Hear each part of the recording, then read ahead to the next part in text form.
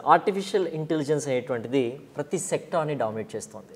అవును సార్. ఇది లా కోర్సెస్, లా ప్రొఫెషనల్స్కి అడాప్ట్ చేసుకోవడానికి ఏ మార్గాలు ఉన్నాయి, లేదా మీడియా ప్రొఫెషనల్స్ అడాప్ట్ చేసుకోవడానికి ఏ మార్గాలు ఉన్నాయి అంటే what's your say sir?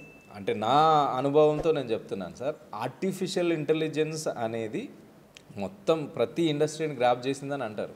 But artificial ఇంటెలిజెన్స్కి ఏంటంటే సోర్స్ ఉండదండి. It will generate the content, but ఆ కంటెంట్ జనరేషన్కి సోర్స్ అనేది ఇంపార్టెంట్. నేను ఒక ఎగ్జాంపుల్ చెప్తానండి మీకు.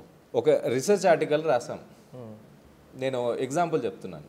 LLX model of Indian universities, LLX model will helpful to the Indian universities అనేది ఒక టాపిక్ మీద నేను ఒక research article రాశానండి.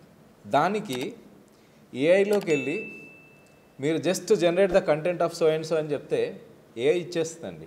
But authentic source అనేది కావాలి. ఇప్పుడు నేను ఆ పేపర్ని పబ్లిష్ చేయాలంటే దానికి అథెంటిక్ సోర్స్ అనేది కావాలి.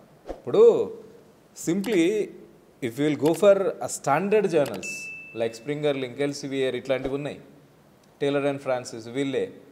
These are the top most world wide top most renowned journals.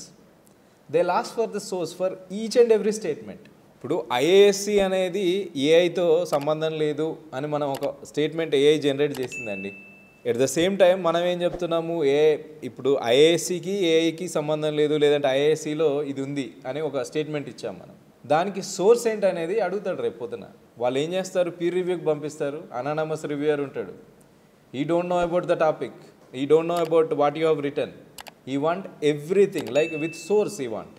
ఏ అనేది క్యాప్చర్ అంటే ఎడ్యుకేషనల్ ఇన్స్టిట్యూషన్ అయితే ఎప్పటికీ క్యాప్చర్ చేయలేదండి, అది నేను చెప్తాను. ఇప్పుడు ఎంత ఏఐ జనరేట్ చేసిన కంటెంట్కైనా టీచర్ అవసరం. మళ్ళీ ఇది జెన్యూనా కాదా అంటే మళ్ళీ చెక్ చేయాలంటే టీచరే రావాలి.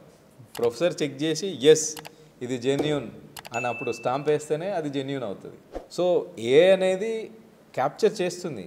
ఎట్ ద సేమ్ టైం లా కోర్సులో కూడా ఏ అనేది కొంతవరకు యూజ్ అవుతుందండి. ఎక్కడ అంటే నేను చెప్తాను. ఒక for example so and so versus so and so ఉందండి, union public commission versus Arvind Kumar for example. దీంట్లో జిస్ట్ ఆఫ్ ద స్టోరీ చదవడానికి ఏఐ పనిచేస్తుందండి. ఎట్ ద సేమ్ టైం మొత్తం కంటెంట్ జనరేట్ చేసి ఆ స్టోరీ మొత్తం ఏఐ రాయలేదు, ఎందుకంటే దానికి అథెంటిక్ సోర్స్ అనేది ఉండదు. ఏం చెప్తుంది అంటే what has happened between UPSC versus Arvind Kumar అనేది చెప్తుంది. ఎందుకంటే అది పేపర్లోనో ఎక్కడనో దానికి ఏదో డేటా అనేది వస్తుంది కాబట్టి కంటెంట్ని జనరేట్ చేస్తుంది. కానీ యాక్చువల్ రియాలిటీలో అరవింద్ కుమార్కిను వర్సెస్ యూపీఎస్సీకి ఏం జరిగింది అనేది అది చెప్పలేదు.